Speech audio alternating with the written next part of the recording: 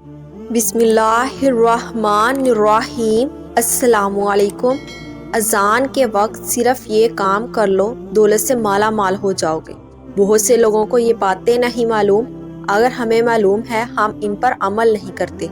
محترم ناظرین، اذان تو ہم ہر روز سنتے ہیں، دن میں 5 مرتبہ سنتے ہیں، لیکن اذان کی آواز کانوں میں آنا، اس کے پیچھے بھی ایک وجہ ہے۔ آپ لوگ اپنے آپ کو خوش قسمت مانیے کہ جب اذان ہوتی ہے اور اس وقت آپ اذان کو سنتے ہیں، اور بہت سے لوگ تو اتنے دیندار ہوتے ہیں کہ اذان کی آواز سن کر ٹی وی کی آواز کم کر دیتے ہیں۔ انہیں لگتا ہے کہ بہت بڑا ثواب کا کام ہے، لیکن اٹھ کر نماز کو نہیں جاتے۔ بہت سے لوگ اذان ہوتے وقت اپنے آپ کو کسی کام میں مشغول رکھتے ہیں، کسی سے باتیں کر رہے ہوتے ہیں، پھر اذان پر دھیان نہیں دیتے، یا پھر جو کام کر رہے ہوتے ہیں اس میں مگن رہتے ہیں۔ ناظرین، اس سے آپ کی زندگی میں کیا فرق پڑتا ہے؟ اور اذان کے وقت میں کچھ ایسے کام ہیں جو آپ کر لیں گے تو آپ زندگی میں مالا مال ہو جائیں گے۔ کچھ جگہ یہاں تک لکھا ہوا ہے کہ اگر بندہ اذان کے وقت میں سچے دل سے جو دعا مانگے تو اللہ تعالیٰ اس کی دعا کو قبول فرما لیتا ہے۔ اب نہ جانے کتنے لوگ ایسے ہیں جو یہ نہیں جانتے کہ اذان کے وقت ہمیں کیا کرنا چاہیے، اگر جو جانتے ہیں وہ اس پر عمل نہیں کرتے۔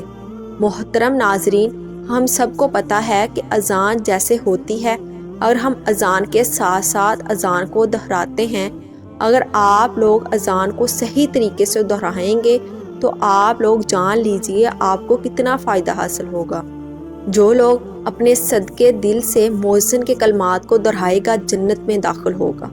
اذان کا مطلب ہے خبر دینا یا اعلان کرنا۔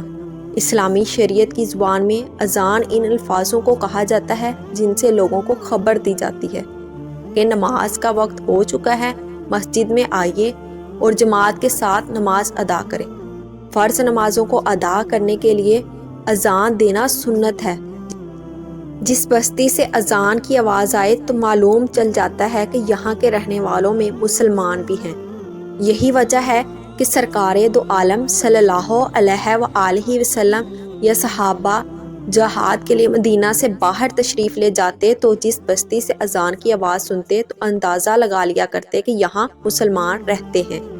حدیث پاک میں آتا ہے، حضور پاک صلی اللہ علیہ وآلہ وسلم نے فرمایا، جب تم بلال کو اذان اقامت کہتے سنا کرو تو جس طرح وہ کہتا ہے تم بھی کہو، اللہ تمہارے لیے ہر کلمے کے بدلے 1,00,000 نیکیاں لکھے گا اور 1,000 درجات بلند فرمائے گا، 1,000 گناہ مٹا دے گا۔ یہ سن کر خواتین عرض کرنے لگی، یا رسول اللہ صلی اللہ علیہ وآلہ وسلم، یہ تو صرف عورتوں کے لیے ہے، مردوں کے لیے کیا ہے؟ تو آپ صلی اللہ علیہ وآلہ وسلم نے فرمایا، مردوں کے لیے 2 گنا ہے۔ ناظرین، اب آج کل ہم خود یہ دیکھ لیں کہ ہم قدم قدم پر گناہ کر رہے ہیں، اور اگر اذان ہوتی ہے تو ہم اس کو صحیح طریقے سے دہرا لیتے ہیں تو عورتوں کو 1 کلمے کے بدلے 1,00,000 نیکیاں ملیں گی اور 1,000 درجات بلند ہوں گے اور 1,000 گناہ مٹا دیے جائیں گے، اور مردوں کو اس کا دگنا ثواب ملے گا۔ تو سوچو، جس وقت میں اذان ہوتی ہے اس وقت میں ہم کیا کھوتے ہیں۔ اذان کو دہرانے کے کچھ اور بھی فائدے ہیں۔ محترم ناظرین، اذان کا جواب کیسے دیا جائے؟ واضح رہے، اذان در حقیقت نماز کے لیے اعلان ہے۔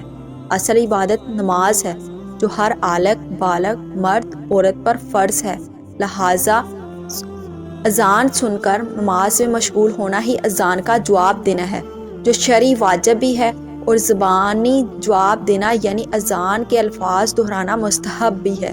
نبی کریم صلی اللہ علیہ وآلہ وسلم کا ارشاد ہے، 4 شخص بڑے سنگ دل اور بے رخے ہیں، وہ جو کھڑے ہو کر پیشاب کرے، جو نماز سے فارغ ہونے سے پہلے اپنی پیشانی صاف کرے، وہ جو اذان سنے اور اس کا جواب نہ دے، وہ جو میرا ذکر سنے مجھ پر درود نہ بھیجے۔ زبان سے اذان کا جواب دینے کا طریقہ یہ ہے کہ جو اذان مؤذن کہے وہی الفاظ دہرائے جائیں، اور جیسے مؤذن اذان کے کلمات پڑھے تو اس کے بعد ہو بہو ویسے ہی کلمات کو دہرائیں۔ مؤذن جب حی علی الصلاۃ اور حی علی الفلاح کہے تو سننے والا اس کے بدلے لا حول ولا قوت الا باللہ کہے۔ اس کا مطلب ہے مؤذن ہمیں نیکی کی طرف بلا رہا ہے۔ تو اس کا ہم جواب دیں۔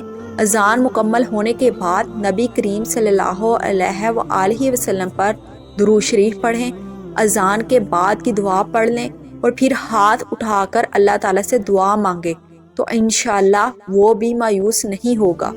وہ جو مانگے گا اللہ اسے عطا کرے گا۔ جب بھی اذان ہو رہی ہو تو آپ جو کر رہے ہیں اسے روک دیں، اذان کو پورا سنیے، دہرائیے، یہاں تک کہ حدیث شریف میں بھی یہ آتا ہے کہ اگر آپ قرآن کی تلاوت کر رہے ہو، اذان ہو رہی ہو تو آپ قرآن پاک کی تلاوت روک دیں۔ حضرت عبداللہ بن عمر کا بیان ہے کہ جب ہم مکہ سے ہجرت کے لیے مدینے آئے تو ہم لوگوں کو نماز کے لیے جمع کرنے کی ترکیب کے بارے میں سوچ و بچار کرنے لگے۔ لوگوں نے اپنی الگ الگ رائے پیش کی۔ کچھ صحابہ نے رات کو خواب میں فرشتوں کی زبان کچھ ایسے الفاظ سنے، جب انہوں نے اللہ کے رسول سے بیان کیا تو آقا صلی اللہ علیہ وآلہ وسلم بہت خوش ہوئے اور حضرت بلال کو بلا کر فرمایا، اب نماز کے وقت تم یہی الفاظ بلند کر آواز سے ادا کیا کرو۔ چنانچہ وہی الفاظ قیامت تک کے لیے اذان بن گئے جو پوری دنیا میں ادا کیے جاتے ہیں۔ حضرت معاویہ رضی اللہ تعالی عنہ کا بیان ہے کہ میں نے رسول اللہ صلی اللہ علیہ وآلہ وسلم کو فرماتے ہوئے سنا ہے، قیامت کے دن اذان دینے والوں کی گردنیں سب سے اونچی ہوں گی۔ اس سے پتہ چل جائے گا کہ یہ لوگ دنیا میں اذان پڑھا کرتے تھے۔